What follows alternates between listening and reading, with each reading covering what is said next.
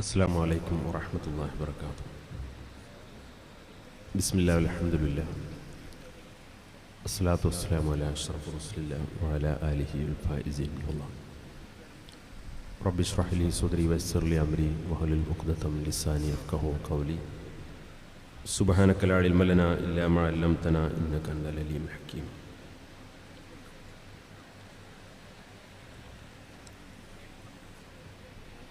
ആദരണീയരായ പണ്ഡിത ശ്രേഷ്ഠരെ, കോഴിക്കോട് ജില്ലയിലെ സമസ്ത കേരള ജംഇയ്യത്തുൽ ഉലമയുടെയും പോഷക സംഘടനകളുടെയും സമുന്നതരായ നേതാക്കളെ, ഈ പ്രതിനിധി സംഗമത്തിൽ വളരെ ആവേശപൂർവ്വം ഒരുമിച്ച് കൂടിയിട്ടുള്ള പ്രിയപ്പെട്ട സഹപ്രവർത്തകരെ, സഹോദരന്മാരെ, മദീന പാഷൻ എന്ന പേരിൽ നമ്മുടെ സംസ്ഥാനത്തെ 14 ജില്ലകളിലും അയൽ സംസ്ഥാനങ്ങളിൽ മലയാളി സാന്നിധ്യമുള്ള ഗൾഫ് നാടുകളിൽ സംഘടനക്കുള്ള വേരുകളുള്ള പ്രദേശങ്ങളിലെല്ലാം ഈ കാലയളവിൽ മദീന പാഷൻ വളരെ വിപുലമായി സംഘടിപ്പിച്ചു വരികയാണ്. വളരെ പ്രധാനപ്പെട്ട 4 വിഷയങ്ങളെ അധികരിച്ചുകൊണ്ട് നമ്മുടെ സംഘടനാ പ്രവർത്തകർക്കെല്ലാം ബോധ്യമാകുന്ന രീതിയിൽ ഈ ക്യാമ്പ് സംവിധാനിച്ചതിൻ്റെ പിന്നിൽ വളരെ പ്രധാനപ്പെട്ട ചില ഉദ്ദേശ ലക്ഷ്യങ്ങൾ സംഘടന കാണുന്നുണ്ട്. ഈ വിഷയങ്ങളിലൂടെ നമ്മുടെ പ്രവർത്തകർക്കുള്ള സംശയങ്ങൾക്ക് നിവാരണം നടത്തുക എന്നുള്ളത് മാത്രമല്ല, നമുക്ക് ആത്മവിശ്വാസത്തോടുകൂടി മുന്നോട്ട് പോകാനുള്ള വഴികൾ അത് ഭദ്രമാക്കുവാനും വളരെ അപകർഷതാബോധത്തോടുകൂടി വളർന്നു വരുന്ന കേരളത്തിലെ പുതിയ തലമുറയിൽപ്പെട്ട യുവജന വിദ്യാർത്ഥികൾക്ക് നല്ല പ്രതീക്ഷകൾ നൽകിക്കൊണ്ട് അവരുടെ വിശ്വാസവും കർമ്മപരമായ കാര്യങ്ങളെല്ലാം സംരക്ഷിക്കാൻ മാത്രം പ്രതിജ്ഞാബദ്ധമാണ് ഈ മഹിതമായ സമസ്ത കേരള ജംഇയ്യത്തുൽ ഉലമ എന്ന പണ്ഡിത പ്രസ്ഥാനമെന്ന് പുതിയ തലമുറക്ക് കൂടി ബോധ്യപ്പെടുത്തി കൊടുക്കേണ്ട വലിയൊരു ബാധ്യതയാണ് നമ്മൾ ഇത്തരത്തിലുള്ള സമ്മേളനങ്ങളിലൂടെ ലക്ഷ്യമാക്കുന്നത്. ഇവിടെ ചർച്ച ചെയ്യപ്പെടുന്ന വിഷയം സമസ്ത വിശ്വ ഇസ്ലാമിക ഏകകം എന്നതാണ്. പല ആളുകളും സ്ഥിരമായി ആക്ഷേപിക്കുന്ന ഒരു കാര്യം, സമസ്തക്കാർ എന്ന് പറഞ്ഞു കഴിഞ്ഞാൽ അവർ കേരളത്തിൽ, പ്രത്യേകിച്ച് മലബാർ പ്രദേശത്ത് അവിടുത്തെ മുസ്ലിങ്ങളിൽ മാത്രം സ്വാധീനമുള്ള, അവിടുത്തെ പണ്ഡിതന്മാരാൽ നിയന്ത്രിക്കപ്പെടുന്ന, അവർ തീരുമാനിക്കപ്പെടുന്ന, അവിടെ മാത്രം കാണുന്ന ചില ആചാരാനുഷ്ഠാന ക്രമങ്ങളിൽ ഒതുങ്ങിക്കൂടുന്ന ഒരു വിഭാഗമാണ്. എന്നാൽ അവിടുത്തെ സാമൂഹ്യ സാഹചര്യത്തെ ഉപയോഗപ്പെടുത്തിക്കൊണ്ട്, അവിടുത്തെ സമാധാന അന്തരീക്ഷത്തെ ഉപയോഗപ്പെടുത്തിക്കൊണ്ട് അവർക്കൊരുപക്ഷെ വിദ്യാഭ്യാസ രംഗത്തും സാമ്പത്തിക മേഖലയിലൊക്കെ ഒരുപാട് വളർന്നു വരാൻ സാധിച്ചിരിക്കുന്നു എന്നതിനേക്കാളപ്പുറം ലോകത്തെ ഇസ്ലാമിക സമൂഹത്തിൻ്റെ നിലവാരത്തിനും അവിടെയുള്ള പുതിയ പുതിയ സാധ്യതകളെ കണ്ടെത്താനോ സാധിക്കാത്ത വിധം വെറും യാഥാസ്ഥികരായി കേരളത്തിലെ മുസ്ലിം സമൂഹത്തെ ഒതുക്കിയിരിക്കുന്നു എന്ന ആക്ഷേപമാണ് വ്യാപകമായി നമ്മുടെ സമൂഹത്തെക്കുറിച്ച് സാധാരണ പറയാറുള്ളത്. നാം തിരിച്ചറിയേണ്ട ഒരു വസ്തുത, ഇവിടെ നേരത്തെ മുസ്തഫ അഷ്റഫി സൂചിപ്പിച്ചതുപോലെ മുസ്ലിം സമൂഹത്തിനിടയിൽ ഭിന്നിപ്പ് ദൃശ്യമായി കഴിഞ്ഞാൽ മഹാഭൂരിപക്ഷത്തിന്റെ പക്ഷം ചേർന്ന് നിൽക്കലാണ് ഓരോ വിശ്വാസിക്കും അഭികാമ്യമെന്ന മുഹമ്മദ് മുസ്തഫ സല്ലല്ലാഹു അലൈഹി വസല്ലം തങ്ങളുടെ ആ തിരുവാക്യത്തെ അന്വർത്ഥമാക്കുന്ന രീതിയിലാണ് ഇന്ന് ലോകത്തുള്ള മുസ്ലിം സമൂഹത്തിനിടയിലെല്ലാം ഏറ്റവും പുതിയ ചില കണക്കുകൾ പരിശോധിക്കുമ്പോൾ പോലും മഹാഭൂരിപക്ഷം വരുന്ന മുസ്ലിം സമൂഹം ഏത് വഴിയാണ് സ്വീകരിച്ചിരിക്കുന്നത് എന്ന് വളരെ കൃത്യമായി നമുക്ക് തിരിച്ചറിയാൻ സാധിക്കും. ഇവിടെ സമസ്ത കേരള ജമിയത്തുൽ ഉലമ എന്ന് പറയുന്നത് ലോകത്തെ മുസ്ലിങ്ങൾക്കിടയിൽ പോലും അവതരിപ്പിക്കപ്പെടാൻ കഴിയുന്ന ഒരു മാതൃകയാണ് അവതരിപ്പിച്ചിട്ടുള്ളത്. നമുക്കറിയാം, കേരളത്തിൽ മാത്രമുള്ള ചില മാതൃകകൾ. ലോകത്ത് മുസ്ലിങ്ങൾ മഹാഭൂരിപക്ഷമുണ്ടെന്ന് പറയപ്പെടുന്ന അറബ് രാജ്യങ്ങളിൽ പോലും കാണാൻ കഴിയാത്ത ചില മാതൃകകളെ സൃഷ്ടിക്കാനും അതിനെ വിജയിപ്പിച്ചെടുക്കാനും നമ്മുടെ കേരളത്തിലെ മലബാറിലെ മുസ്ലിങ്ങൾക്ക് സാധിച്ചിട്ടുണ്ട്. നമ്മുടെ നാട്ടിൽ ഇന്ന് മഹല്ല് സംവിധാനമുണ്ട്. സൗദി അറേബ്യയിൽ പോയാൽ മഹല്ല് സംവിധാനം കാണാൻ കഴിയില്ല. അല്ലെങ്കിൽ മറ്റു അറബ് രാജ്യങ്ങളിൽ പോയാൽ ഈ മഹല്ല് സംവിധാനം കാണാൻ കഴിയില്ല. ലോകത്തെ 12.7% മുസ്ലിം ജനസംഖ്യ തിങ്ങിപ്പാർക്കുന്നത് ഇന്തോനേഷ്യയിലാണ്. അവിടെ ഒരു പക്ഷേ ഇവിടുത്തെ ഈ മഹല്ല് സംവിധാനമോ ഇത്തരത്തിലുള്ള ഒരു സംവിധാനം, മതപഠന രീതിയോ കണ്ടെത്താൻ സാധിക്കില്ല. അവരാക്ഷേപിക്കാനോ അവരെ വില കുറച്ച് കാണിക്കാനോ അല്ല ഞാനിത് സൂചിപ്പിക്കുന്നത്. നേരെ മറിച്ച് അവർക്ക് പോലും, ലോകത്തുള്ള സർവമാന മുസ്ലിം സമൂഹത്തിന് പോലും എങ്ങനെയാണ് ഇസ്ലാമിക പ്രബോധനവും വിജ്ഞാന പ്രസരണവും നടത്തേണ്ടതെന്നതിനെ കുറിച്ചുള്ള മുസ്ലിം സമൂഹത്തിന്റെ, ആഗോളതലത്തിലുള്ള മുസ്ലിം സമൂഹത്തിന് മുമ്പിൽ തന്നെയുള്ള പ്രായോഗികമായി വിജയിപ്പിച്ചെടുത്തൊരു മാതൃകയെ അവതരിപ്പിക്കാനും അത് ഫലപ്രദമായി വിജയിപ്പിച്ചെടുക്കാനും സാധിച്ചു എന്നുള്ളതാണ് സമസ്ത കേരള ജമിയത്തുൽ ഉലമയുടെ കഴിഞ്ഞ 91 വർഷക്കാലത്തെ പ്രവർത്തനത്തിലൂടെ ലോകത്തിന് മുമ്പിൽ നമുക്ക് സമർപ്പിക്കാനുള്ളത്. നാം അറിയണം, ലോകത്തെ മൊത്തം ജനസംഖ്യയുടെ 1/4 മുസ്ലിങ്ങളാണ്. മൊത്തം ജനസംഖ്യയുടെ 1/4 മുസ്ലിങ്ങളാണെങ്കിൽ പോലും മൊത്തം ജനസംഖ്യയുടെ 20% മാത്രമാണ് അറബ് രാജ്യങ്ങളിലുള്ളത്. മൊത്തം മുസ്ലിങ്ങളുടെ 20% മാത്രമാണ് അറബ് രാജ്യങ്ങളിലുള്ളത്. എന്നാൽ 62% മുസ്ലിങ്ങളും ഏഷ്യൻ ഭൂഖണ്ഡത്തിലാണ് തിങ്ങി താമസിക്കുന്നത്. ഏഷ്യൻ വൻകരയിലാണ് ലോകത്തെ മുസ്ലിങ്ങൾക്കിടയിലുള്ള 62% ആളുകളും തിങ്ങി താമസിക്കുന്നത്. ഇങ്ങനെ നോക്കുമ്പോൾ ഒരിക്കലും അറബ് രാജ്യങ്ങളെ മാതൃകയാക്കിയിട്ട് മുന്നോട്ട് പോകേണ്ട ഒരു കണക്കല്ല ലോകത്തെ മുസ്ലിം സമൂഹത്തിനിടയിലുള്ളത്. ആഗോളതലത്തിലുള്ള മുസ്ലിം സമൂഹത്തിലെ 80% മുസ്ലിങ്ങളും തിങ്ങിപ്പാർക്കുന്നത് അനറബി രാജ്യങ്ങളിലാണ്, അറബ് രാജ്യങ്ങൾക്ക് പുറത്താണ്. മാത്രമല്ല, ഇന്ത്യ ടുഡേയിലെ 2005 ഒരു കണക്ക് പുറത്തു വന്നിരുന്നു. ഇന്ത്യയുടെയും പാകിസ്ഥാനിലെയും ബംഗ്ലാദേശിലെയും മുസ്ലിങ്ങളെ കണക്ക് പരിശോധിച്ചുകൊണ്ട് ഇന്ത്യ ടുഡേ നടത്തിയിട്ടുള്ള ഒരു സർവേയിൽ പറഞ്ഞു, ഈ 3 രാജ്യങ്ങളിൽ, ഇന്ത്യ ഉപഭൂഖണ്ഡം എന്ന് പറയുന്ന ഈ 3 രാജ്യങ്ങളിലുള്ള 95% മുസ്ലിങ്ങളും കൃത്യമായി അഹ്ലു സുന്നത്ത് വൽ ജമാ എന്ന് ഇവിടുത്തെ മുസ്ലിം സമുദായം അവകാശപ്പെടുന്ന, മദ്ഹബിനെ അംഗീകരിക്കുന്ന, ആത്മീയമായി തസൗഫിന്റെ സരണികളെ ഉൾക്കൊള്ളുന്ന, അശ്അരി മാതുരിദി വിശ്വാസ സരണികൾ ഉൾക്കൊള്ളുന്ന മഹാഭൂരിപക്ഷത്തെ പ്രതിനിധീകരിക്കുന്നവരാണ്. ഇന്ത്യൻ ഉപഭൂഖണ്ഡത്തിലെ 95% മുസ്ലിങ്ങളെന്ന് മുസ്ലിം സംഘടന എടുത്ത കണക്കല്ല, ഇന്ത്യ ടുഡേ പുറത്തു കൊണ്ടുവന്നൊരു കണക്കാണ്. ഞാൻ പറഞ്ഞു വരുന്ന കാര്യം, ഇന്ത്യയിലെ മാത്രമല്ല, ഏഷ്യൻ ഭൂഖണ്ഡത്തിലെ മാത്രമല്ല, ലോകത്തുള്ള മൊത്തം മുസ്ലിങ്ങളുടെ കണക്കുകൾ പരിശോധിക്കുമ്പോഴും ഇവിടത്തെ 90% മുസ്ലിങ്ങൾ എന്നറിയപ്പെടുന്നവരിൽ 90%വും മദ്ഹബിനെ അംഗീകരിക്കുന്നവരാണ്. അതേപോലെ അശ്അരി മാതുരിദി വിശ്വാസ സരണികൾ ഉൾക്കൊള്ളുന്നവരാണ്, തസൗഫിനെ അംഗീകരിക്കുന്നവരാണ്, ആത്മീയമായി തസൗഫിന്റെ ത്വരീഖത്തിന്റെ മാർഗങ്ങളെ ഉൾക്കൊള്ളുന്നവരും അംഗീകരിക്കുന്നവരുമാണ് ലോകത്തുള്ള 90% വരുന്ന മുസ്ലിങ്ങൾ. ആ 90% വരുന്ന മുസ്ലിങ്ങളിൽ ഏതാനും വിഭാഗങ്ങൾ മാത്രം, മൊത്തത്തിൽ കണക്കെടുത്താൽ 5% മാത്രമാണ് ഇന്ന് വഹാബികളെന്നോ ഇഖ്വാനികളെന്നോ സലഫികളെന്നോ അതിന് സമാനമായ ഈ ബിദഈ പ്രസ്ഥാനത്തിന്റെ വക്താക്കളായി കണക്ക് കൂട്ടാൻ കഴിയുന്നത്.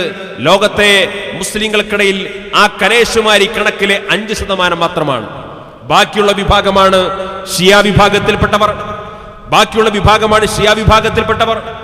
ആ ഷിയ വിഭാഗം തന്നെ ഇറാനിലോ അതേപോലെ ബഹ്റൈനിലും ഇറാഖിലുമാണ് അവർക്കല്പം മേധാവിത്വമുള്ളത്.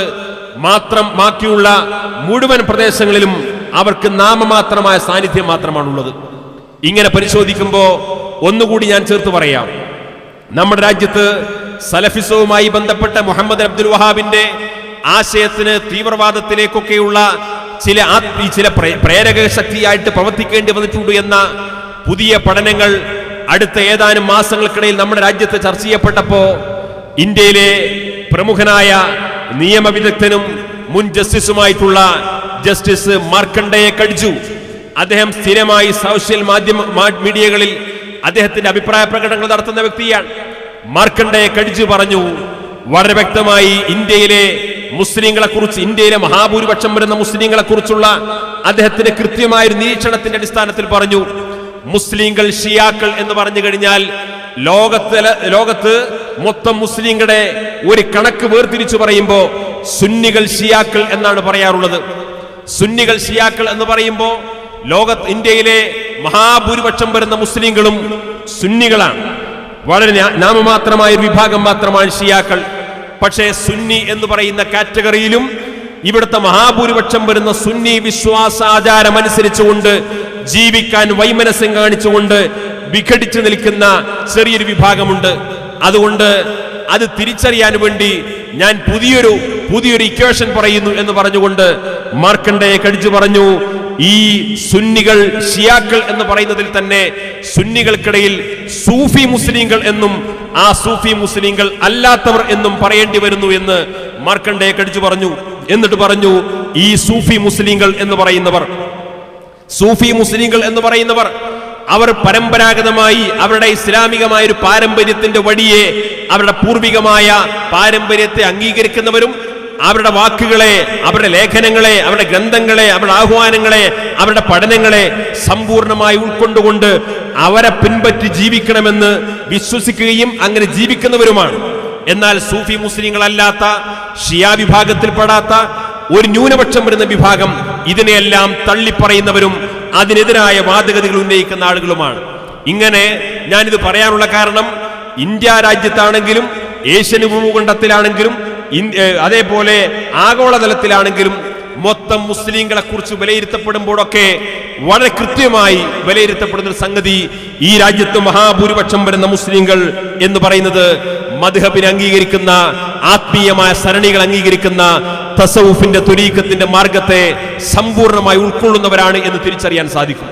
ഇന്ന് ആഗോളതലത്തിൽ ഇസ്ലാമിക പ്രബോധനവുമായി ബന്ധപ്പെട്ട് വലിയ ചർച്ചകൾ നടന്നുകൊണ്ടിരിക്കുന്ന സന്ദർഭമാണ്. ഇസ്ലാമിക പ്രബോധനവുമായി ബന്ധപ്പെട്ട് നമ്മുടെ രാജ്യത്ത് ചർച്ചകൾ നടക്കുന്നു. ഇന്ത്യ രാജ്യത്ത് ഫാഷിസ്റ്റ് ഗവൺമെന്റ് അത്തരം പ്രബോധന സംരംഭങ്ങളെല്ലാം തച്ചു തകർക്കാനുള്ള വിവിധങ്ങളായ നീക്കങ്ങൾ നടന്നുകൊണ്ടിരിക്കുന്നു. അത്തരം പ്രബോധന ദൗത്യങ്ങളുമായി രംഗത്ത് വന്നുകൊണ്ടിരിക്കുന്ന ആളുകൾക്കെതിരെ വസ്തുതാ വിരുദ്ധമായിട്ടുള്ള ആരോപണങ്ങൾ പോലും ഉന്നയിച്ചുകൊണ്ട്, വലിയ ആരോപണം ഉന്നയിച്ചുകൊണ്ട് അന്വേഷണങ്ങൾ നടത്തിക്കൊണ്ട് പല പ്രബോധക സംരംഭങ്ങളെയും ഇല്ലായ്മ ചെയ്യാനുള്ള ശ്രമങ്ങൾ നടന്നുകൊണ്ടിരിക്കുന്നു എന്ന വാദം മുന്നിൽ വെച്ചുകൊണ്ട് തന്നെ നമുക്ക് പറയാൻ സാധിക്കും. ഇസ്ലാമിന്റെ പ്രബോധക ശൈലി എന്താണ്? ആ പ്രബോധക ശൈലിയെ പിന്തുടർന്നുകൊണ്ടിരിക്കുന്ന മുസ്ലിം പ്രബോധകന്മാർക്ക് ഇതേപോലെയുള്ള എതിരാളികളിൽ നിന്ന്, ശത്രുക്കളിൽ നിന്ന് പോലും ഇതേപോലെയുള്ള ആരോപണങ്ങൾ നേരിടേണ്ടി വന്നിട്ടുണ്ടോ എന്ന് വളരെ ഗൗരവതരമായി ചിന്തിക്കേണ്ട ഒരു സന്ദർഭമാണ്. ഇസ്ലാമിക പ്രബോധക ശൈലി, ഇസ്ലാമിക പ്രത്യയശാസ്ത്രത്തെ മറ്റുള്ള സമൂഹത്തിന് മുമ്പിൽ അവതരിപ്പിക്കപ്പെടുന്ന ശൈലി, അത് പാരമ്പര്യ ഇസ്ലാമിന്റെ ശൈലിയാണ്. ആ പാരമ്പര്യ ഇസ്ലാമിന്റെ ശൈലി എന്ന് പറയുന്നത് ഇവിടുത്തെ സൂഫി സരണിയെ സമ്പൂർണമായി ഉൾക്കൊണ്ടുകൊണ്ട് ഒരു നോട്ടത്തിലൂടെ, ഒരു സ്പർശനത്തിലൂടെ, ഒരു സാന്നിധ്യം കൊണ്ട്, കറാമത്ത് കൊണ്ട്, അവരുടെ ചില ഏതാനും നിമിഷങ്ങൾ കൊണ്ട് പോലും വലിയ അത്ഭുതങ്ങൾ സൃഷ്ടിച്ചുകൊണ്ട് പരിശുദ്ധ ഇസ്ലാമിന് സ്വീകാര്യം നേടിക്കൊടുക്കുന്ന വലിയ പ്രബോധന വിപ്ലവമാണ് നമ്മുടെ രാജ്യത്ത് പോലും ഉണ്ടായിട്ടുള്ളത്.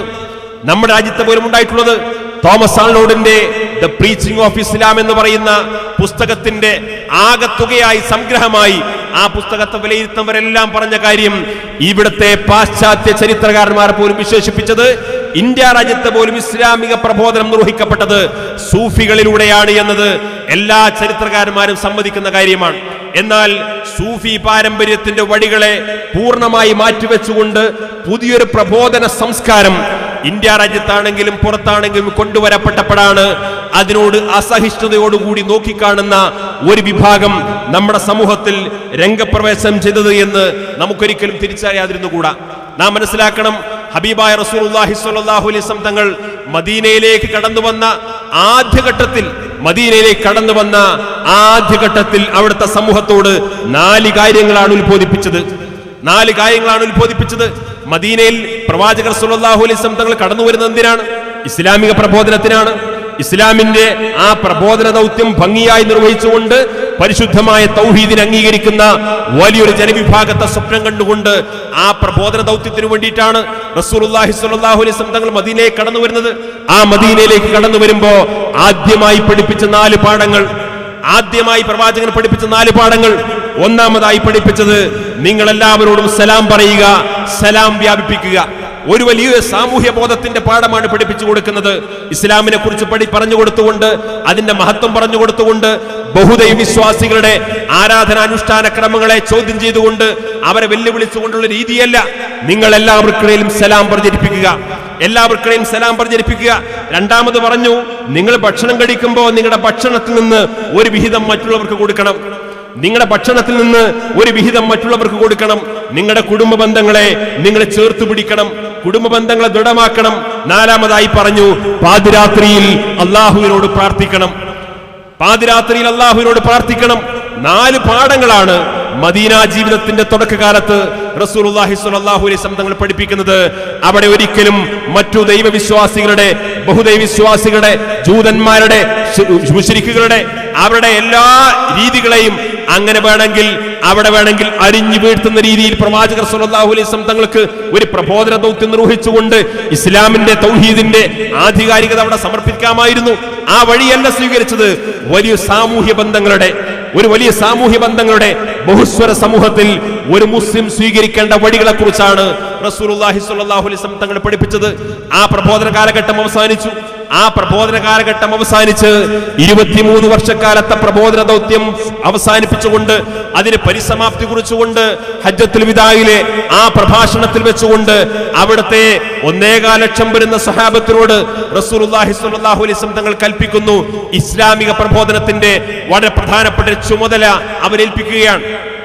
വളരെ പ്രധാനപ്പെട്ട ചുമതല ഏൽപ്പിക്കുന്നത് എന്താണ്? ചുമതല ഏൽപ്പിക്കുന്നത് ഇവിടെ കൂടിയ സ്വഹാബത്തിനോട്, തന്റെ അനുചരന്മാരോട്, ഇതിന് ഹാജറില്ലാത്ത, ഇവിടെ സാക്ഷികളാവാത്ത മറ്റു പ്രദേശങ്ങളിലേക്ക്, ജനങ്ങളിലേക്ക് നിങ്ങൾ ഈ സത്യസന്ദേശം എത്തിച്ചു കൊടുക്കണം എന്നൊരു പ്രധാനപ്പെട്ട ചുമതല എവിടെ ഏൽപ്പിക്കുന്നു?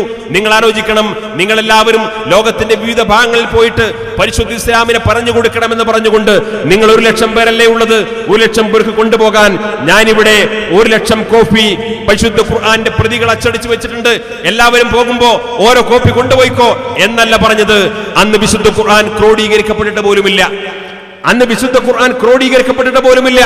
ആ പ്രവാചകർ സല്ലല്ലാഹു അലൈഹി വസല്ലം തങ്ങളുടെ ഗുരുമുഖത്ത് നിന്ന് എന്താണ് പരിശുദ്ധ ഇസ്ലാം എന്ന് അനുഭവിച്ച് ജീവിക്കാൻ സൗഭാഗ്യം സിദ്ധിച്ച ആ സ്വഹാബത്തിനോട് നിങ്ങളിൽ നിന്ന് കണ്ടുപഠിച്ച, എന്നിൽ നിന്ന് അനുഭവിച്ചു പഠിച്ച ആ പരിശുദ്ധ ഇസ്ലാമിനെ മറ്റുള്ള പ്രദേശങ്ങളിൽ പോയിട്ട് ജീവിച്ചു കാണിച്ചു കൊടുക്കുക എന്ന വലിയ ദൗത്യമാണ് പ്രബോധനത്തിന്റെ സംസ്കാരമായി പ്രവാചകൻ പഠിപ്പിക്കുന്നത്. അതിന്റെയും എത്രയോ കാലങ്ങൾക്ക് ശേഷമാണ് വിശുദ്ധ ഖുർആൻ അവതരിപ്പിക്കപ്പെടുന്നത്, വിശുദ്ധ ഖുർആൻ ക്രോഡീകരിക്കപ്പെടുന്നത്, ഒരു ഗ്രന്ഥ രൂപത്തിലാവുന്നത്. നിങ്ങൾ ആലോചിക്കൂ, ഇവിടെ സ്വഹാബത്ത് പോലും പ്രബോധനത്തിന് നമ്മുടെ കൊച്ചു കേരളത്തിൽ കടന്നുവെന്നാണല്ലോ ചരിത്രം. ലോകത്തിന്റെ വിവിധ ഭാഗങ്ങളിലേക്ക് പ്രബോധന ദൗത്യവുമായി സ്വഹാബത്ത് കടന്നു ചെന്നപ്പോ ആ നാട്ടിലെ പ്രാദേശിക ഭാഷ അനുസരിച്ചുകൊണ്ട് വിശുദ്ധമായ ഇസ്ലാമിനെ കുറിച്ച് പ്രഭാഷണം നടത്താൻ അവർക്ക് ഭാഷാ പരിജ്ഞാനം ഉണ്ടായിരുന്നോ? അവർക്ക് അവിടുത്തെ പ്രാദേശിക ഭാഷ അനുസരിച്ചുകൊണ്ട് ലേഖനങ്ങളോ ലഘുലേഖകളോ തയ്യാറാക്കിയിട്ട് അവരെ ഓരോരുത്തരും കയ്യിൽ കൊടുത്തുകൊണ്ട് ഇതാണ് ഇസ്ലാം എന്ന് പരിചയപ്പെടുത്തി കൊടുക്കാനുള്ള അക്ഷരാഭ്യാസം, ഭാഷാ പരിജ്ഞാനം അവർക്കുണ്ടായിരുന്നോ? ഒന്നും ഉണ്ടായിരുന്നില്ല. നേരെ മറിച്ച് ഓരോ സമൂഹത്തിന്റെ മുമ്പിൽ വന്നുകൊണ്ട് മാതൃകായോഗ്യമായി, സത്യസന്ധമായി, ഒരു റോൾ മോഡലായി ജീവിച്ച് കാണിച്ചു കൊടുക്കാനുള്ള ജീവിതമാണ് അവർ പഠിച്ചത്.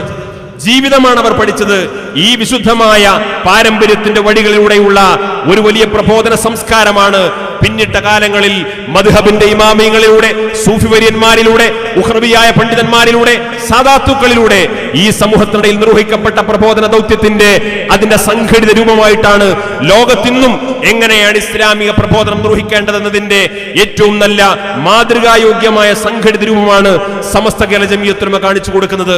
നമ്മൾ ആലോചിക്കണം, ഒരാള് ഒരു വലിയ വേദി കെട്ടിയിട്ട് അവിടെ ഇസ്ലാമിക പ്രബോധനം എന്ന പേരിൽ സംഘടിപ്പിക്കപ്പെടുന്ന പരിപാടിയാണെങ്കിലും, അല്ലെങ്കിൽ ഇസ്ലാമിക പ്രബോധനമല്ല, ഇസ്ലാമിനെ കുറിച്ച് പരിചയപ്പെടുത്താൻ എന്ന വ്യാജേന ആ പേരിൽ സംഘടിപ്പിക്കപ്പെടുന്ന എന്നാണെങ്കിലും അടിസ്ഥാനപരമായി പ്രവാചകർ സല്ലല്ലാഹു അലൈഹി വസല്ലം തങ്ങൾ പഠിപ്പിച്ച ആ പ്രബോധനത്തിന്റെ ശൈലിയും സംസ്കാരവും വിട്ടുകളയുന്നിടത്താണ് അബദ്ധങ്ങൾ മുസ്ലിം സമൂഹത്തിൽ ഉണ്ടായിട്ടുള്ളത്. ആ അബദ്ധങ്ങൾ സംഭവിച്ചിടത്തെല്ലാം പലപ്പോഴും വലിയ അപകടങ്ങൾ ഈ സമൂഹത്തിന് വന്നു ഭവിച്ചിട്ടുണ്ട്. നേരെ മറിച്ച് ആ സൂഫി പാരമ്പര്യത്തിന്റെ പ്രബോധനത്തിന്റെ വഴി എവിടെ മുസ്ലിം സമൂഹം അവലംബിച്ചിട്ടുണ്ടോ ഒരിക്കലും പ്രബോധക സംവിധാനത്തിന് യാതൊരു തടസ്സവും ഉണ്ടായിട്ടില്ല. നാം ആലോചിക്കണം, വിശുദ്ധമായ ഖുർആന്റെ ആധികാരികത സമർത്ഥിക്കാൻ വേണ്ടി മറ്റു പല അപകടകരമായ ഒരു ബഹുസ്വര സമൂഹത്തിൽ പോലും അനുവർത്തിക്കപ്പെടാൻ പാടില്ലാത്ത രീതിയിലുള്ള ചില ശൈലികൾ പ്രയോഗിക്കുന്നത് മുസ്ലിം സമൂഹത്തോട് അസഹിഷ്ണുത വർദ്ധിക്കാനും ഒരുപക്ഷെ സമുദായത്തിന്റെ ശത്രുക്കൾക്ക് ഒന്നുകൂടി അവർക്കിടയിൽ ധ്രുവീകരണം ഉണ്ടാകാനുള്ള സാഹചര്യം ഒരുങ്ങുമെന്നത് നമ്മൾ ഗൗരവത്തോടുകൂടി തിരിച്ചറിയണം. ഭഗവത്ഗീത പരാജയപ്പെടുന്നിടത്ത് വിജയിപ്പിച്ചെടുക്കേണ്ട ഒരു വേദപുസ്തകമല്ല ഖുർആൻ. ബൈബിൾ പരാജയപ്പെടുന്നിടത്ത് അവിടെ വിജയിപ്പിച്ച് കാണിച്ചു കൊടുക്കേണ്ട ഒരു വേദപുസ്തകമല്ല ഖുർആൻ. യുക്തിവാദിയുടെ പുസ്തകത്തിലെ യുക്തിശൂന്യമായ അധ്യായങ്ങൾ ഉയർത്തിപ്പിടിച്ചുകൊണ്ട് ഇതിന് പരിഹാരമാണ് ഇതാ വിശുദ്ധ ഖുർആൻ എന്ന് പറഞ്ഞു കൊടുക്കേണ്ട ഒരു വേദഗ്രന്ഥമല്ല ഖുർആൻ. ഒന്ന് അല്ലാഹുവിന്റെ വചനങ്ങളാണ്. മറ്റു ഗ്രന്ഥങ്ങളെല്ലാം അല്ലാഹുവിന്റെ വചനങ്ങളല്ലെന്ന് മാത്രമല്ല, മനുഷ്യനിർമ്മിതമോ മനുഷ്യന്റെ കൈകടത്തലുകളാൽ ഏറെ വികൃതമായിട്ടുള്ള ഗ്രന്ഥങ്ങളാണ്. ഇത് രണ്ടും കൂട്ടിപ്പിടിച്ചുകൊണ്ട്, അല്ലാഹുവിന്റെ വചനങ്ങളും മനുഷ്യനിർമ്മിതമായ വചനങ്ങളും കൂട്ടിപ്പിടിച്ചുകൊണ്ട് മതതാരതമ്യ പഠനം എന്ന് പറയുന്ന ശൈലി പോലും ഒരുപക്ഷെ ഇസ്ലാമിക പാരമ്പര്യത്തിന് വിരുദ്ധമാണ്. അതിനേക്കാൾ അപ്പുറം അല്ലാഹുവിന്റെ വചനങ്ങളെ വില കുറച്ച് കാണിക്കാനുള്ള വളരെ അപകടകരമായ വഴിയാണ് എന്ന് തിരിച്ചറിയാൻ നമുക്ക് സാധിക്കണം. ഇന്ന് ഏറ്റവും കൂടുതൽ ഇസ്ലാമിനെതിരെ, മുസ്ലിങ്ങൾക്കെതിരെ വലിയ രോഷാകുലമായി ലോകത്ത് സംസാരിച്ചുകൊണ്ടിരിക്കുന്ന ആളാണല്ലോ അമേരിക്കൻ പ്രസിഡന്റ് ഡൊണാൾഡ് ട്രംപ്. ട്രംപിന്റെ നാട്ടിൽ 2 ഇസ്ലാമിക പ്രബോധകന്മാരുണ്ട്. ബറാക് ഒബാമ അമേരിക്ക ഭരണം നടത്തിയപ്പോഴും അതിനു മുമ്പുള്ള ഭരണാധികാരികൾ ഭരണം നടത്തിയപ്പോഴും ഇന്ന് ട്രംപിന്റെ കാലത്തും 2 ഇസ്ലാമിക പ്രബോധകന്മാർ, ലോകത്തറിയപ്പെട്ട 2 ഇസ്ലാമിക പ്രബോധകന്മാർ അമേരിക്കയിൽ കാണാൻ സാധിക്കും. ഒരു ഇസ്ലാമിക പ്രബോധകന്റെ പേര് ഹംസ യൂസുഫ് എന്നാണ്. ഒരാൾ ഹംസ യൂസുഫ്, മറ്റൊരാളുടെ പേര് ബിലാൽ ഫിലിപ്സ് എന്നാണ്. രണ്ടാളും പുതുവിശ്വാസികളാണ്. വളരെ നേരത്തെ പരിശുദ്ധ ഇസ്ലാമിനെ അറിയാനും പഠിക്കാനും മനസ്സിലാക്കാനും അവസരമുണ്ടായി. 2 പേരും പരിശുദ്ധ ഇസ്ലാം സ്വീകരിച്ചു. 2 പേരും ഇസ്ലാമിക പ്രബോധകന്മാരായി അമേരിക്കൻ പൗരത്വം സ്വീകരിച്ചുകൊണ്ട് പ്രവർത്തിക്കുന്ന ആളുകളാണ്. ഒന്ന് ഹംസ യൂസുഫാണ്. ഹംസ യൂസുഫ് പരിശുദ്ധമായ ഇസ്ലാമിന്റെ അടിസ്ഥാന മാർഗമായിട്ടുള്ള അഹ്ലുസുന്നത്ത് വൽ ജമാഅയെ സമ്പൂർണ്ണമായി ഉൾക്കൊള്ളുന്നയാളാണ്. അശ്അരി മാതുരീദി ത്വരീഖത്തിന്റെ വഴികളെ ഉൾക്കൊള്ളുന്നയാളാണ്. മദ്ഹബിനെ അംഗീകരിക്കുന്നയാളാണ്. സൂഫി സരണിയെ ഉൾക്കൊള്ളുന്നയാളാണ്. തസൗഫിന്റെ വഴികളെ ഉൾക്കൊള്ളുന്നയാളാണ്. ഹംസ യൂസുഫ് പാരമ്പര്യ ഇസ്ലാമിന്റെ വഴികൾ മുൻനിർത്തിക്കൊണ്ടാണ് ഹംസ യൂസുഫ് ഇസ്ലാമിക പ്രബോധനം നിർവഹിച്ചുകൊണ്ടിരിക്കുന്നത്. അതേ ഹംസ യൂസുഫിന് പൗരത്വം നൽകിയിട്ടുള്ള അതേ അമേരിക്കയിൽ ഇസ്ലാമിക പ്രബോധനം നടത്തുന്ന മറ്റൊരു വ്യക്തിയാണ് ബിലാൽ ഫിലിപ്സ്. ബിലാൽ ഫിലിപ്സ് 100% സലഫി ആശയക്കാരനാണ്. 100% സലഫി ആശയക്കാരനാണ്. ഈ സലഫി ആശയക്കാരനായ ബിലാൽ ഫിലിപ്സിനെ സംബന്ധിച്ചിടത്തോളം അദ്ദേഹം ഒരുപാട് നിയമക്കുരുക്കിലാണ് ജീവിച്ചുകൊണ്ടിരിക്കുന്നത്. ഒരുപാട് അന്വേഷണങ്ങളാണ് അദ്ദേഹവുമായി ബന്ധപ്പെട്ട് നടന്നുകൊണ്ടിരിക്കുന്നത്. ഒരുപാട് അപകീർത്തികരമായ പരാമർശങ്ങൾ അദ്ദേഹത്തെ കുറിച്ച് അമേരിക്കയിലും മറ്റു മീഡിയകളിലുമൊക്കെ വ്യാപകമായി നടന്നുകൊണ്ടിരിക്കുന്നു. ഹംസ യൂസുഫിന് പറയാനുള്ളത് ഇസ്ലാമിനെ കുറിച്ചാണ്. ബിലാൽ ഫിലിപ്സിന് പറയാനുള്ളത് ഇസ്ലാമിനെ കുറിച്ചാണ്. പക്ഷേ ഒരാൾ സൂഫി പാരമ്പര്യത്തിന്റെ വഴികൾ തേടിക്കൊണ്ടുള്ള ഇസ്ലാമിക പ്രബോധനം നടത്തുന്നു, മറ്റു സലഫി ആശയമനുസരിച്ചുള്ള ഇസ്ലാമിക പ്രബോധനം നടത്തുന്നു. നമ്മൾ ഈ സലഫി എന്നൊക്കെ പറയുമ്പോൾ ചില ആളുകൾ നമ്മോട് തിരിച്ച് ചോദിക്കാറുണ്ട്, നിങ്ങൾ ഈ സലഫിസ് എന്നൊക്കെ പറഞ്ഞുകൊണ്ട് എന്താണ് 1-ാം നൂറ്റാണ്ടിലെയും 2-ാം നൂറ്റാണ്ടിലെയും ഒക്കെ മഹാരഥന്മാരെ കുറിച്ച് ഇങ്ങനെ വൃത്തികേടായിട്ട് പരാമർശിക്കണമോ എന്ന് ചോദിക്കാറുണ്ട്. സലഫുകളും സലഫിസവും തമ്മിൽ ഒരുപാട് അന്തരമുണ്ട്. സലഫുകളും സലഫിസവും തമ്മിൽ ഒരുപാട് അന്തരമുണ്ട്. നമ്മളൊക്കെ ഇതേപോലെയുള്ള മൊബൈൽ ഫോണുകളിൽ, നമ്മുടെ സ്വന്തം മൊബൈൽ ഫോണുകളിൽ നാം നമ്മുടെ സ്വന്തം ഫോട്ടോ എടുക്കാറുണ്ട്. എനിക്ക് എൻ്റെ മൊബൈൽ ഫോണിൽ എനിക്ക് തന്നെ എൻ്റെ ഫോട്ടോ എടുക്കാം. എൻ്റെ മൊബൈൽ ഫോണിൽ എനിക്ക് തന്നെ എൻ്റെ സ്വന്തം ഫോട്ടോ എടുക്കാം. നമ്മൾ എന്താ അതിന് പറയാ? എല്ലാവരും എടുക്കണവരാണ്. എൻ്റെ മൊബൈൽ ഫോണിൽ ഞാൻ തന്നെ ഫോട്ടോ എടുക്കുന്നതിനെ നമ്മൾ സെൽഫി എന്ന് പറയും. ഞാൻ തന്നെ എൻ്റെ ഒരു വിശുദ്ധമായ ഗ്രന്ഥം എൻ്റെ മുമ്പിൽ നിവർത്തി വെച്ച് ഞാനത് വായിച്ച് ഞാൻ തന്നെ അതിനെക്കുറിച്ച് വിധി പറയുന്നതിനെ സലഫിസ് എന്നും പറയും. ഈ സലഫിയും സലഫിസും തമ്മിൽ ഇത്ര വ്യത്യാസമുള്ളൂ. ഞാൻ എൻ്റെ മൊബൈൽ ഫോണിൽ ഞാൻ തന്നെ എന്റെ ഫോട്ടോ എടുക്കുന്നതിനെ നമ്മൾ സെൽഫി എന്ന് പറയുമെങ്കിൽ എന്റെ ഒരു വിശുദ്ധമായ ഗ്രന്ഥം ഞാൻ വിശുദ്ധ ഖുർആൻ നിവർത്തിവെച്ച് ഞാൻ തന്നെ അതിന്റെ ആയത്ത് വായിച്ച് ഞാൻ തന്നെ അതിന് അർത്ഥം പറഞ്ഞ് ഇതാണ് അതിന്റെ മതവിധി എന്ന് ഞാൻ പറയുന്നതിനെ അതിനെ സലഫിസം എന്ന് പറയും. ആ സലഫിസവും സലഫുകളുമായി ബന്ധപ്പെട്ട് ആടും ആനയും തമ്മിലുള്ള വ്യത്യാസമുണ്ട്. അത്രയും വൈരുദ്ധ്യമാണ്. ഈ വൈരുദ്ധ്യത്തെ തിരിച്ചറിഞ്ഞുകൊണ്ട് വേണം ലോകത്ത് ഇസ്ലാമിക പ്രബോധനത്തിന്റെ സംസ്കാരത്തെക്കുറിച്ചും ശൈലിയെക്കുറിച്ചും നമ്മൾ തിരിച്ചറിയാൻ. ഈ ശൈലി തിരിച്ചറിയപ്പെടാതെ പോകുന്ന ഒരു പ്രബോധന ശൈലി ഇവിടെ സ്വീകരിക്കപ്പെടുന്നതിന്റെ ഏറ്റവും വലിയ തിക്താനുഭവങ്ങളാണ് ഇന്ന് ലോകത്ത് കണ്ടുകൊണ്ടിരിക്കുന്നത്. ഞാൻ പറഞ്ഞല്ലോ, ട്രംപിന്റെ മൂക്കിന്റെ ചുവട്ടിൽ ഹംസ യൂസഫിന് അഭിമാനത്തോടുകൂടി ഇസ്ലാമിക പ്രബോധനം നടത്താൻ സാധിക്കുമ്പോൾ അതേ ഇസ്ലാമിനെ ബിലാൽ ഫിലിപ്സിന് പ്രബോധനം നടത്താൻ സാധിക്കാതെ വരുന്നതിന്റെ കാരണം ഈ അപകടകരമായിട്ടുള്ള മുഹമ്മദ് അബ്ദുൽ വഹാബിന്റെ അപകടകരമായിട്ടുള്ള പ്രതിലോമകരമായിട്ടുള്ള ആശയത്താൽ പ്രചോദിതമായിട്ടുള്ള സലഫി ആശയത്തിന്റെ പിന്മുറക്കാരായി ഇസ്ലാമിസ്റ്റുകളായി രംഗത്ത് വരുമ്പോൾ ഉണ്ടാകുന്ന സ്വാഭാവികമായിട്ടുള്ള അനർത്ഥങ്ങളാണ് കണ്ടുകൊണ്ടിരിക്കുന്നത്. ഇസ്ലാമിന്റെ ശത്രുക്കളെ നമ്മൾ വില കുറച്ച് കാണിക്കുന്നില്ല, അവർ നടത്തിക്കൊണ്ടിരിക്കുന്ന അജണ്ടകളെ നമ്മൾ ചെറുതായി കാണുന്നില്ല. പക്ഷേ അള്ളാഹുവിനെ ഭയപ്പെട്ടുകൊണ്ട് ജീവിക്കുന്ന ഒരു വിശ്വാസിയെ സംബന്ധിച്ചിടത്തോളം ഒരു മനുഷ്യൻ അള്ളാഹുവിനെ ഭയപ്പെട്ടുകൊണ്ട് ജീവിച്ചു കഴിഞ്ഞാൽ അവനെ മറ്റുള്ളവർ ഭയപ്പെടുമെന്നാണ് പരിശുദ്ധമായ ദീൻ നമ്മളെ പഠിപ്പിച്ചു തന്നിട്ടുള്ളത്. നാം മനസ്സിലാക്കണം, ഇവിടെ എന്തെല്ലാം നമ്മുടെ നാട്ടിൽ തന്നെ ഈ പ്രബോധനവുമായി ബന്ധപ്പെട്ട് എന്തെല്ലാം ചർച്ചകൾ നടന്നുകൊണ്ടിരിക്കുന്നുണ്ട്. മുസ്ലിങ്ങളെ കുറിച്ച് അവർ നിർബന്ധ മതപരിവർത്തനം നടത്തുന്ന ആളുകളാണ്, അവർ നിർബന്ധമായി ഇസ്ലാമിനെ അടിച്ചേൽപ്പിക്കുന്നയാളാണ്, അവർ ലൗ ജിഹാദിന് നേതൃത്വം കൊടുക്കുന്നവരാണ്. ഇത്യാദി പ്രചാരണങ്ങളെല്ലാം ഇവിടെ നടന്നുകൊണ്ടിരിക്കുമ്പോൾ നമ്മൾ ഏറ്റവും കൂടുതൽ ചിന്തിക്കേണ്ടത് ഇന്ത്യയിലെ നമ്മുടെ കേരളത്തിലെ ആധികാരികമായ ഒരു ഗ്രന്ഥമായിട്ട് എല്ലാവരും വിശേഷിപ്പിക്കപ്പെടുന്ന സർവ്വവിജ്ഞാനകോശം. ആ സർവ്വവിജ്ഞാനകോശത്തിൽ അതിന്റെ എഡിറ്റോറിയൽ ബോർഡിൽ ഒരു എം ബഷീറിനെ പോലെയുള്ള നാമമാത്രമായ 1-2 മുസ്ലിങ്ങളാണുള്ളത്. ബാക്കിയുള്ളവരെല്ലാം ഇവിടുത്തെ അറിയപ്പെട്ട അമുസ്ലിം സമുദായത്തിൽപ്പെട്ട ചരിത്ര പണ്ഡിതന്മാരോ സാഹിത്യ സാംസ്കാരിക മേഖലയിലുള്ള ആളുകളാണ്. ആ സർവ്വവിജ്ഞാനകോശത്തിൽ പറയുന്നു, ഖാജ മൊയ്നുദ്ദീൻ ചിശ്തി അജ്മീരി ഖദ്ദസല്ലാഹു സർഹുൽ അസീസ്, അജ്മീർ ഖാജയെ കൊണ്ട് 90 ലക്ഷം ഹിന്ദുക്കൾ ഇപ്പൊ ശുദ്ധ ഇസ്ലാം സ്വീകരിച്ചു എന്ന് സർവ്വവിജ്ഞാനകോശം സാക്ഷ്യപ്പെടുത്തുന്നു. സമസ്ത എഴുതി വെച്ച പുസ്തകമല്ല, മുസ്ലിം സംഘടനകൾ പ്രസിദ്ധീകരിച്ചിടത്തല്ല. അജ്മീർ ഖാജയുടെ ഇസ്ലാമിക പ്രബോധനം കൊണ്ട് 90 ലക്ഷം ഹിന്ദുക്കൾ ഇസ്ലാം സ്വീകരിച്ചു, ഇന്ത്യ രാജ്യത്ത് ഇസ്ലാമിലേക്ക് കടന്നുവെന്നുവെന്ന് സർവ്വവിജ്ഞാനകോശത്തിൽ രേഖപ്പെടുത്തുമ്പോൾ നമ്മൾ ആലോചിക്കണം, ആധുനിക നരേന്ദ്രമോദിയുടെ ഫാഷിസ്റ്റുകൾ ഇവിടെ ഉന്നയിക്കേണ്ട ആരോപണം എന്താണ്? ഈ രാജ്യത്തെ ഏറ്റവും കൂടുതൽ മുസ്ലിങ്ങളെ ഇസ്ലാമിലേക്ക് കൊണ്ടുവരാൻ, ഇവിടുത്തെ ഹിന്ദുക്കളെ ഇസ്ലാമിലേക്ക് കൊണ്ടുവരാൻ വേണ്ടി നിർബന്ധ മതപരിവർത്തനത്തിന് നേതൃത്വം കൊടുത്ത ഏറ്റവും വലിയ മതപരിവർത്തനവാദിയായി ഈ അജ്മീർ ഖാജയല്ലേ എണ്ണേണ്ടത്? നിസാമുദ്ദീൻ ഔലിയയല്ലേ കുറ്റപ്പെടുത്തേണ്ടത്? മമ്പുറം തങ്ങളെയല്ലേ കുറ്റപ്പെടുത്തേണ്ടത്? ഇന്ത്യയിൽ ആയിരക്കണക്കിന് മസാറുകളിൽ അന്ത്യവിശ്രമം കൊണ്ടുകൊണ്ടിരിക്കുന്ന ആയിരക്കണക്കിന് സൂഫിവര്യന്മാരുടെ സാന്നിധ്യം കൊണ്ടും പ്രബോധനം കൊണ്ടും അവർ പരിശുദ്ധ ഇസ്ലാമിനെ പ്രചരിപ്പിച്ചു.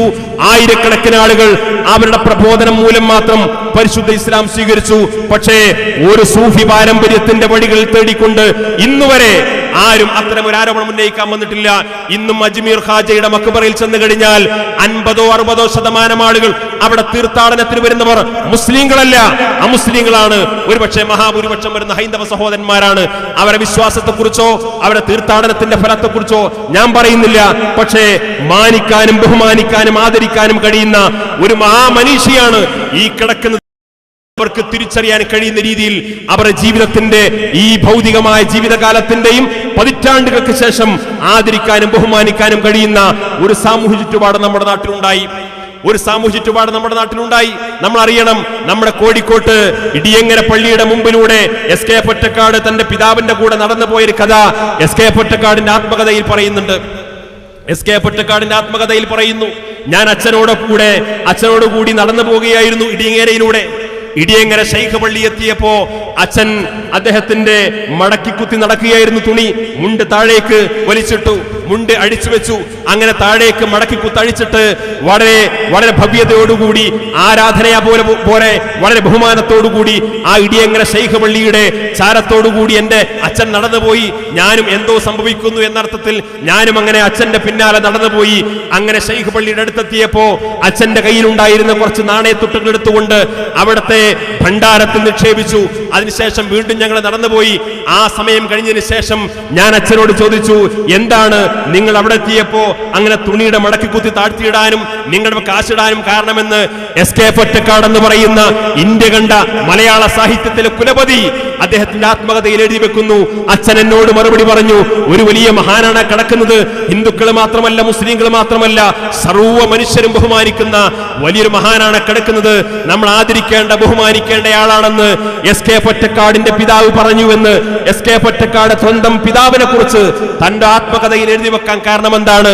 ഒരു മനുഷ്യൻ അല്ലാഹുവിനെ ഭയപ്പെട്ട് കഴിഞ്ഞാൽ അവനെ മറ്റുള്ളവർ ഭയപ്പെടും, ആദരിക്കും, ബഹുമാനിക്കുമെന്നതിന്റെ ഏറ്റവും വലിയ ചിത്രവും ചരിത്രവുമാണ് നമ്മൾ ഈ കണ്ടുകൊണ്ടിരിക്കുന്നത്. അതുകൊണ്ട് പ്രബോധനത്തിന്റെ സംസ്കാരം, പ്രബോധനത്തിന്റെ ശൈലി അത് കേരളത്തിൽ ലോകത്തെ മുസ്ലിം സമൂഹത്തിന് പോലും മാതൃകയാക്കാവുന്ന രീതിയിലുള്ള ഒരു വലിയ ശൈലിയും സംവിധാനവുമാണ് സമസ്ത കേരള ജമിയത്തുൽ ഉലമ ഇവിടെ പഠിപ്പിച്ചു കൊടുത്തിട്ടുള്ളത്.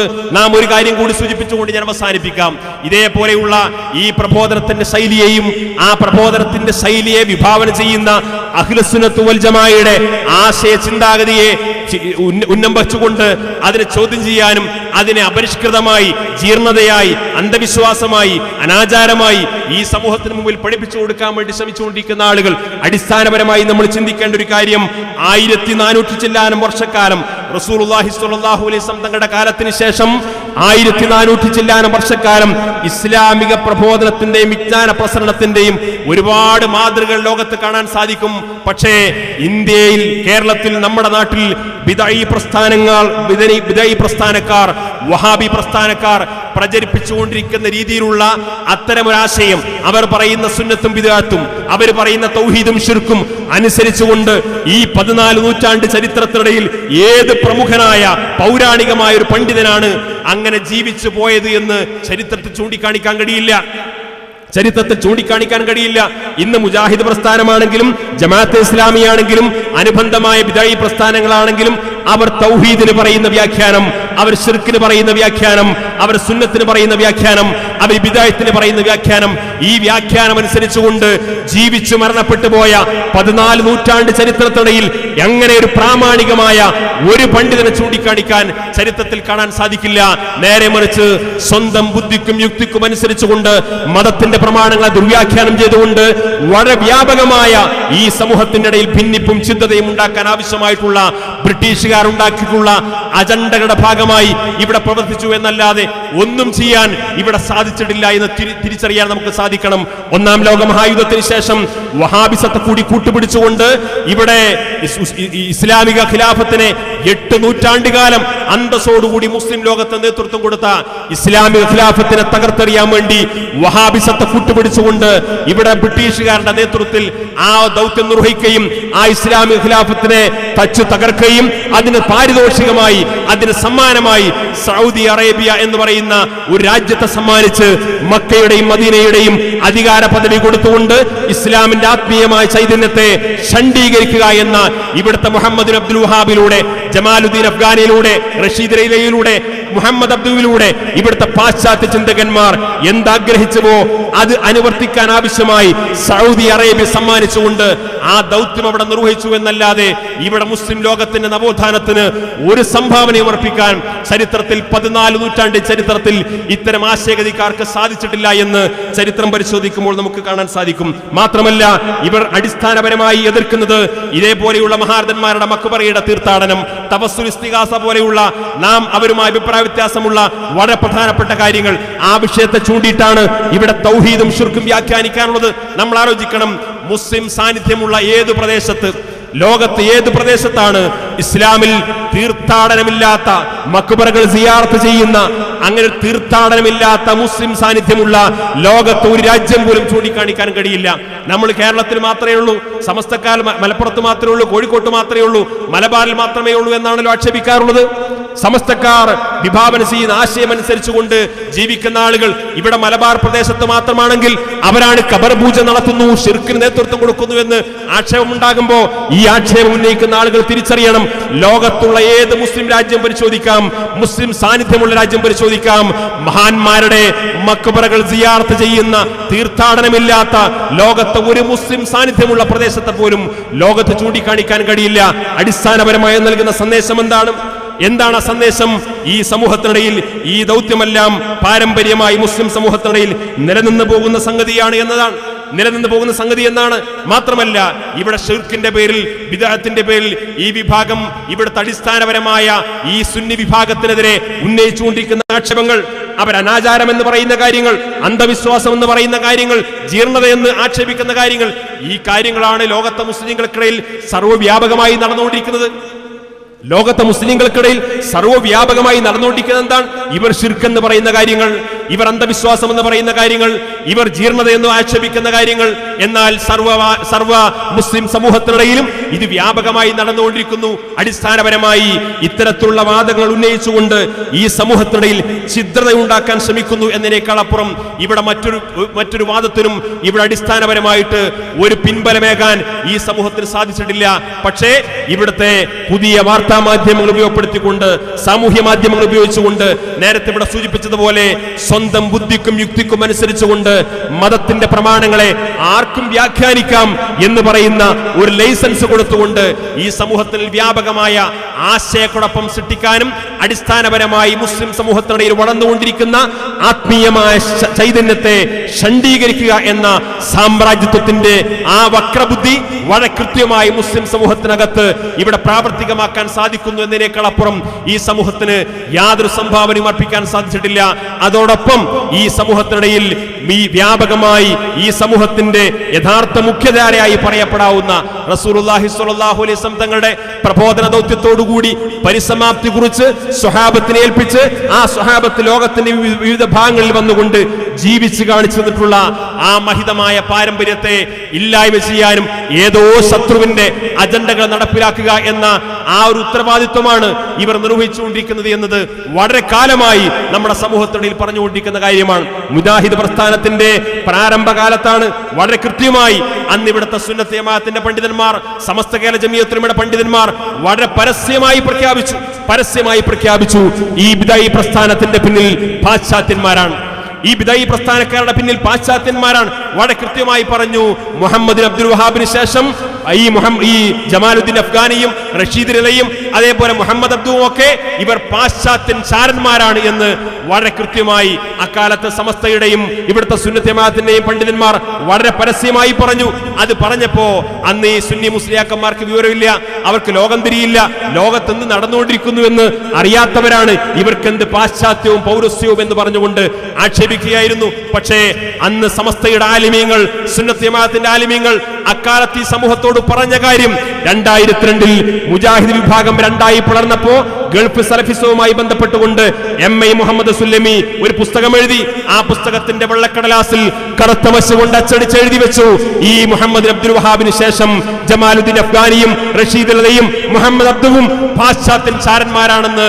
പിൽക്കാലത്ത് അവർക്ക് പറയേണ്ടി വന്നത് പതിറ്റാണ്ടുകൾക്ക് മുമ്പ് സമസ്ത കേരള ജമിയത്തുൽ ഉലമ പറഞ്ഞ കാര്യങ്ങൾ, സുന്നത്ത് ജമാഅത്തിന്റെ പണ്ഡിതന്മാർ പറഞ്ഞ കാര്യങ്ങൾ യഥാവിധി അംഗീകരിക്കേണ്ടി വന്നു, വാദത്തിനെങ്കിലും സമ്മതിക്കേണ്ടി വന്നു എന്ന് കണ്ടെത്താൻ സാധിക്കും. അതുകൊണ്ട് ഈ കേരളത്തിലെ മുസ്ലിം സമൂഹത്തിനിടയിൽ കഴിഞ്ഞ 91 വർഷക്കാലമായി മലബാറിലെ മുസ്ലിങ്ങൾക്കാണ്, കേരളത്തിലെ മുസ്ലിങ്ങൾക്കാണ്, അല്ലെങ്കിൽ കേരളത്തിന്റെ അയൽ സംസ്ഥാനത്തിലെ മുസ്ലിങ്ങൾക്കിടയിലാണ് നേർക്കുനേർ ആ സന്ദേശം കൈമാറാൻ സാധിച്ചതെങ്കിൽ പോലും ലോകത്തെ മഹാഭൂരിപക്ഷം വരുന്ന മുസ്ലിം സമൂഹത്തിനിടയിൽ ഇവിടെ മദ്ഹബിനെ അംഗീകരിക്കുന്ന, അശ്അരി മാതുരീദി സരണികൾ അംഗീകരിക്കുന്ന, സൂഫി സരണി ഉൾക്കൊള്ളുന്ന മഹാഭൂരിപക്ഷം വരുന്ന മുസ്ലിം സമൂഹത്തെ അഭിസംബോധനം ചെയ്യാൻ കഴിയുന്ന രീതിയിലുള്ള ആശയപരമായ സമാനതകളുള്ള, ആശയപരമായി കൈമാറ്റങ്ങൾ നടക്കുന്ന, പരസ്പരം ഇവിടെ രചിച്ച ഗ്രന്ഥങ്ങൾ അവിടെ പഠിപ്പിക്കാനും അവിടെ രചിച്ച ഗ്രന്ഥങ്ങൾ ഇവിടെ പഠിപ്പിക്കാനും കഴിയുന്ന രീതിയിലുള്ള ഒരു വലിയ ആദാന പ്രദാനങ്ങളിലൂടെയുള്ള വൈജ്ഞാനികമായ കൈമാറ്റങ്ങളിലൂടെയുള്ള ഒരു വിശ്വമാനവികതയുടെ, വിശ്വ ഇസ്ലാമിക പ്രബോധനത്തിന്റെ